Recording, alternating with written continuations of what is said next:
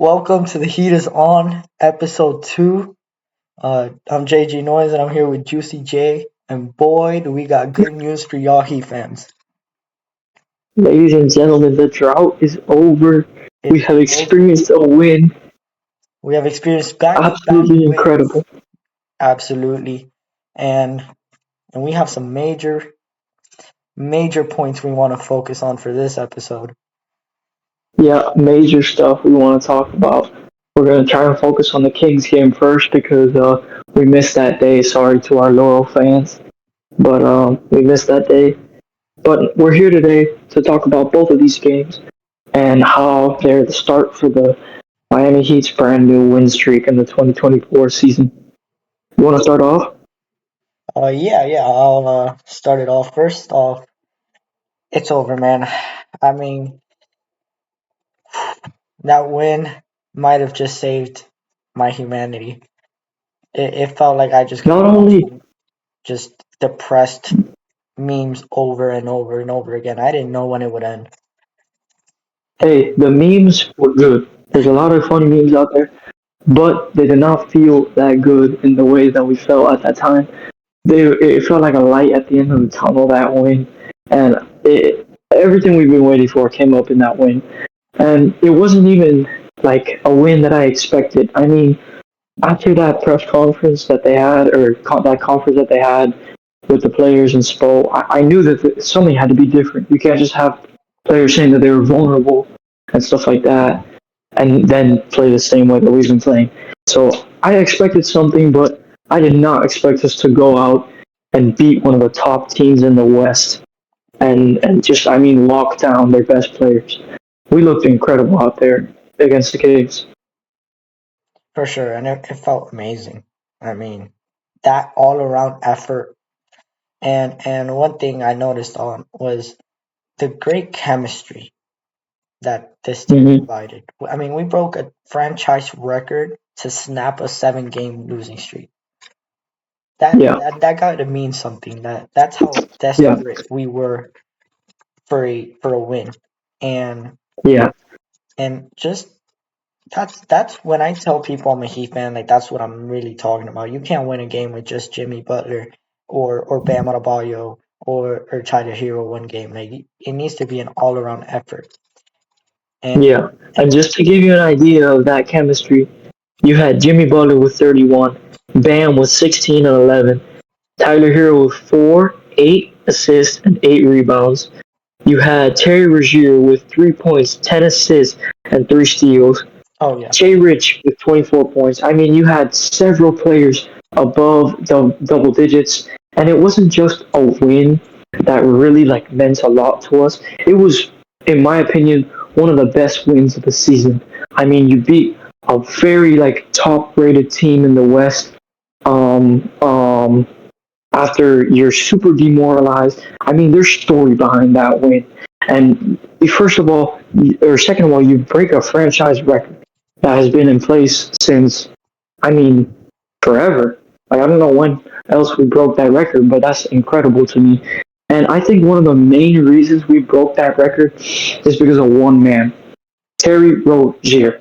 Obviously not because of just him, but I think the impact that he makes as a point guard to our team is incredible. I mean, the guy had 10 assists. I think Lowry had 10 assists one other time on our team. He is a big difference to the team, and I know we talked about that before, but it really is showing, and it really showed in the Washington game today as well, which we'll talk about later. But that game, he had 3 big steals down the stretch. I mean, oh yeah, and people were complaining that Terry Rozier too small, he won't play good defense. He locked it up down the floor, and he looked like incredible. So he is playmaking, and they weren't lying when he said he was one of the best pick and roll players. Because there was a couple lobs to Bam in that game that were just immaculate. yeah, and that was what my next point was. The impact Terry Rozier has on Miami is huge. I mean, you get this is a focus point. There were many games where Kyle Lowry had 2 points, and this is no hate to Lowry. Lowry was a hell of a player. It's sad that it ended the way it did. But Yeah, Lowry. Lowry, there's games where many games where all he had was 2 points in like 25 minutes, and then he wouldn't contribute much. He had 2 points, maybe two assists and one rebound. Like that's it in 24 minutes, and that was our starting point guard. What people don't understand, yes, Rozier had one really great game, and it still resulted in a loss in Phoenix. I like to say when he dropped, I believe, 21. 21. Yeah, Yeah, exactly. So, I mean, 21 points for Rozier, and we still came short. But he the last two games which we've won, he has not been shooting it well, and he still contributes to this team. The first game, obviously, just I believe it was like 5 points or 3 points, but 10 assists, and you have three steals, and I think two of them came in the fourth quarter. That's the yeah, type of energy that we needed. That's the type of, I mean, he's not really a veteran per se, but that's the type of energy and positive impact that we needed on this team. I agree. And And you could just see the different impacts that he makes. I mean, he's always going to change the game when he gets on the floor. oh, for sure. Like you said, even when he's shooting it bad, which he's done before and showed that he could impact in the game in other ways. He assisted a lot in that game against Sacramento.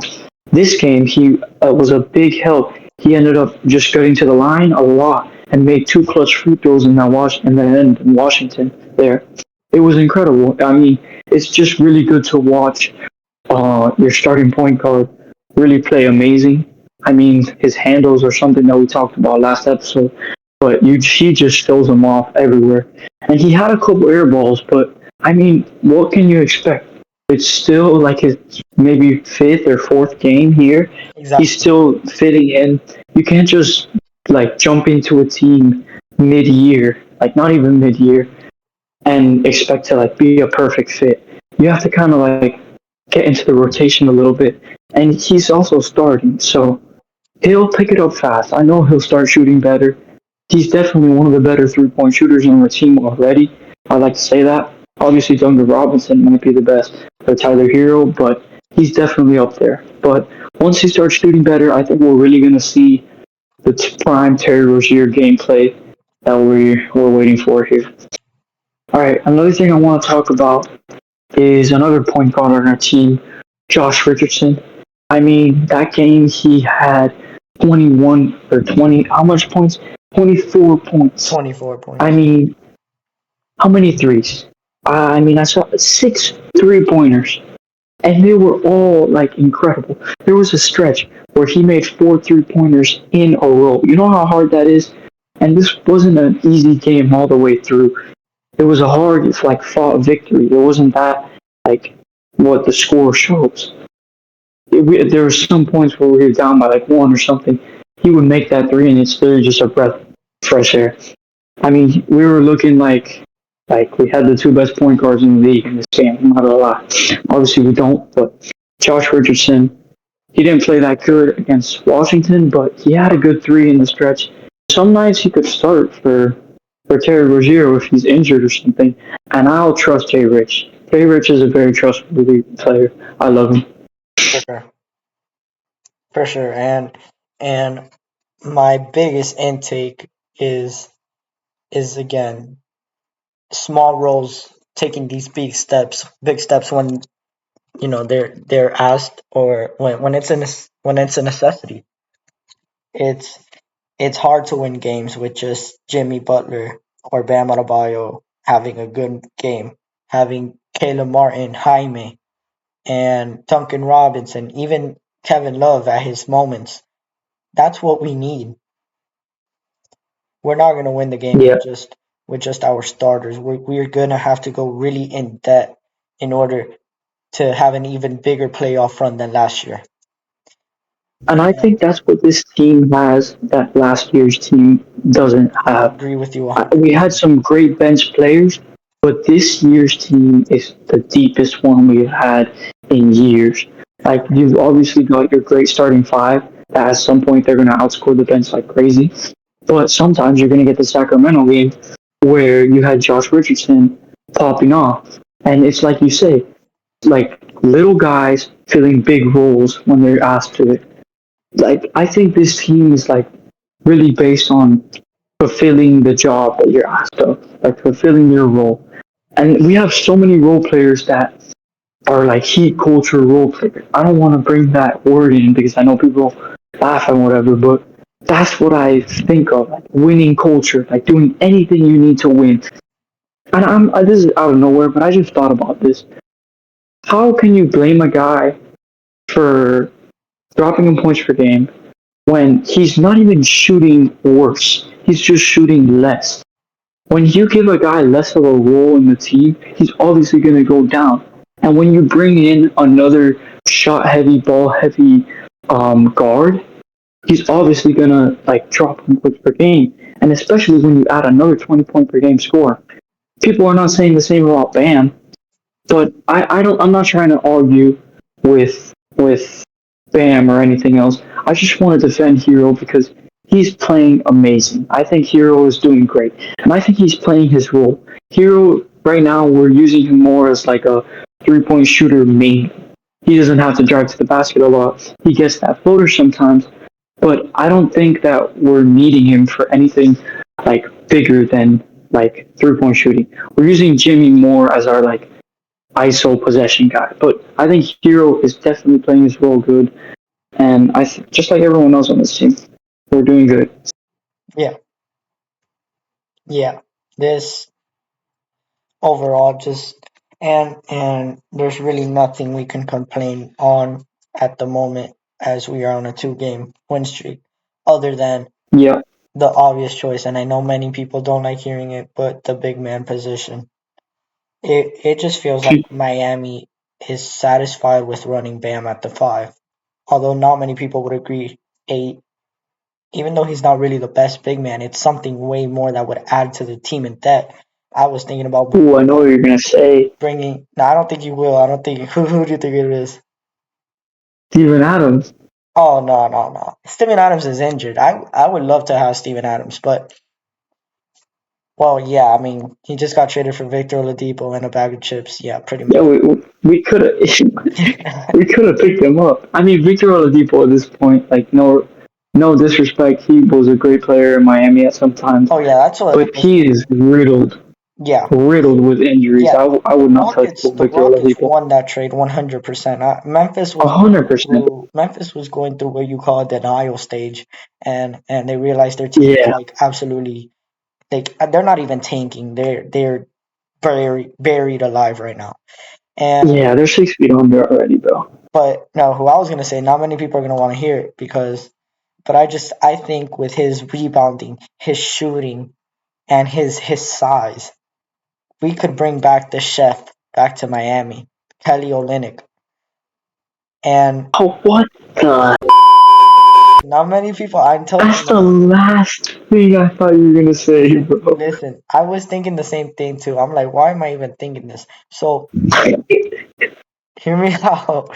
I pull up his stats. The last thing that I had on my mind, I bro. pull up his stats, and although he does play in the bench for the Jazz, um, I mean, you have a more size. Like I said, you have more size, more shooting, and just an in-depth team. I mean, Kelly Olynyk is 6'11", and I mean, off the bench, he's averaging 8 points, 5 rebounds, 4 assists. And I said, not many people are Not going to even hear it. bad. I know, but in a 5 game stretch, he's had over 15 points in 3 games. So is it the best thing for Miami? No, but is it a step towards a good direction? All we have in replacement for Bam is a Kevin Love and a Thomas Bryant. Yeah. So The only thing I have to say about that is like, do you want to add another old veteran that doesn't really move as much like Kevin Love? Because when I saw Kelly Olynyk play against us when the Jazz beat us. That was like humiliating. But when I saw him play against us, I was the only thing I saw was just like lazy ball. He didn't move around that much. He was balling, yeah, but it just looked like Kevin Love basketball. It's not going to work sometimes, but sometimes you catch him off guard. But I think that will be interesting. I don't know. I don't know really what I think about that. A Kelly Olynyk Miami Heat reunion, that would be interesting. I mean, he's But reunited with his buddy Jay Rich.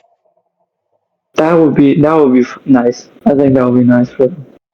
But let's move away from the Sacramento game. Let's talk about the Washington game for real now. So we got a little scare there at the end with Washington, but for the most part, at least after the first half, we were dominating. And I think that the real like turning point of the game was the third quarter when you had Kevin Love going off. He had two layups and then a three with the shot clock going down. That's when we went on that 10-0 run. It was just incredible. I mean, you had Bam who has another double double to his name. I mean, in my opinion, that guy's gonna pass UD anytime soon now. So I wanna obviously you had Kevin Love, who's a big turning point there, but big savior of the game in a whole was Jimmy Butler. And now I think he's really taking his playoff Jimmy ascension. He's had a 4 game stretch now where he's had 28, 26, 31, and now 24. He's solidifying himself as one of the best players in the NBA and an all-star for real. He is really showing that now in the end of the year. You had Bam Adebayo, who had another double double. Talked about him. He's going to have a really close race there with UD in the end of his career. Terry Rozier, who played a lot better than you think he did. Kevin Love with a double double. I mean, it looked like I was watching prime Timberwolves Kevin Love out there. It was incredible. He was like the things he was doing, bro.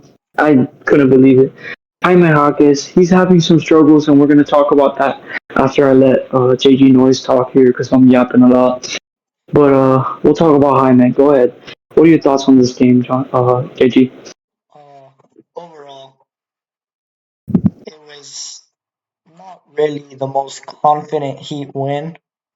It wasn't pretty, but after being 0-7, you're just praying for the final buzzer to sound, and your team is winning. You know what I'm saying?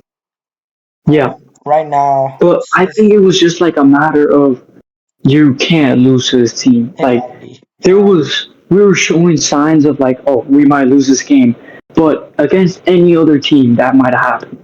But against the Wizards, they have no drive and no player to stand up in the end there. exactly, and our next team, the Clippers, is definitely something we don't want to go through, and I'll get more on that at towards the end to end off tonight's episode.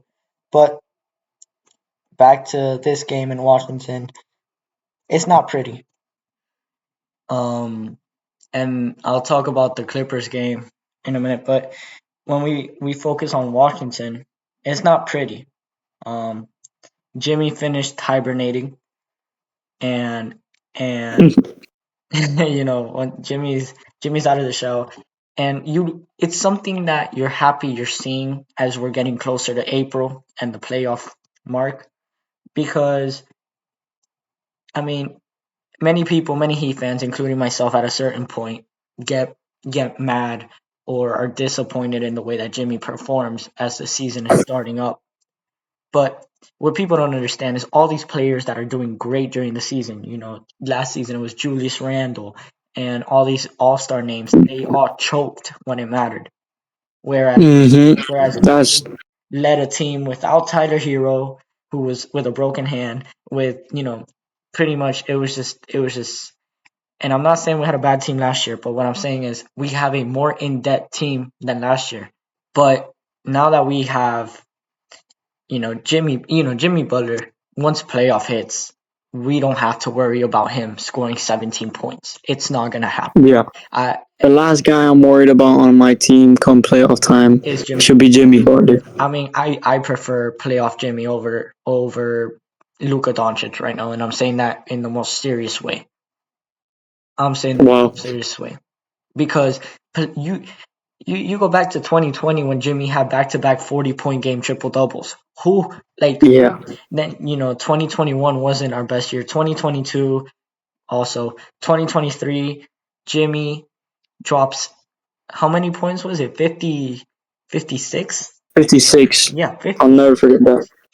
And 56 points and beat the number 1 seed, the favored in the East, by the way. So Yeah, so the last the last guy that needs to prove himself on this team right now is Jimmy Butler. I feel like. now the last point I want to go into before I let Juicy J finish up this episode. Our next stretch of games, we have the Clippers coming up. Then I believe we have the Magic, then the Spurs, and then the Celtics, if I'm not mistaken. Yeah, Okay. and that's a weird stretch because it's like a soft middle, and then the ends are real tight. What did he say? Okay, bro, chill. I'm So just trying to use some analogy here, bro. no, but I get what you're saying. Yeah, we're gonna have to play very, very well orientated as a team. Go back to the 40 assist team. Because Yeah, there's I'm gonna need the good Duncan Robinson because I don't want the breaking threes Duncan Robinson. But as long as he's on in the fourth quarter, I think we'll be okay. yeah, and there's nothing more that LA that the Clippers bring than energy. And the main energy is Russell Westbrook coming off the bench. That's Hmm. obviously going to be a big problem, but we'll get to it when we get there. And is there any more points you want to add? Um. Yeah, I wanna. Hmm, I think the Clippers could be a game that we could actually win by a lot, by a large margin. I think the Clippers are a good team, but I mean, they just not so long ago they weren't that like crazy. They were losing 7 games in a row just like us, and I think that gives us some faith for us because if they could lose 6 games in a row and come back and be, I mean, top dogs of the West, we could do the same. I don't see why we can't. When you play 4 games in a row at home, I mean that's gonna feel great for the players. Hmm. And just before we go off on something else, I want to go back to what you said about Jimmy Butler and come playoff time and like other stars. I think there's a lot of guys in the regular season who are all stars, but come playoff time, I mean, they disappear. Right. Uh, for an example, last year I want to say Donovan Mitchell. I mean, I love the guy. I got a signed basketball of him, but he did not show up and show out against the New York Knicks last year. It was bad.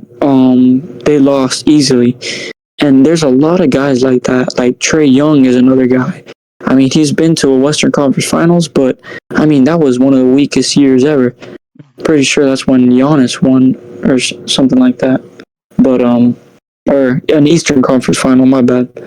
But yeah, I think that's a good point that you made there, and I think Jimmy Butler is truly the best playoff player in the entire league. I don't think there's anyone else out there who would say like anything about that. I mean, sure, there's other guys like Luka Doncic, like you said, but Jimmy Butler, who doesn't want that guy on your team? The passion that he brings, the just like, and another thing that he's not like a traditional star.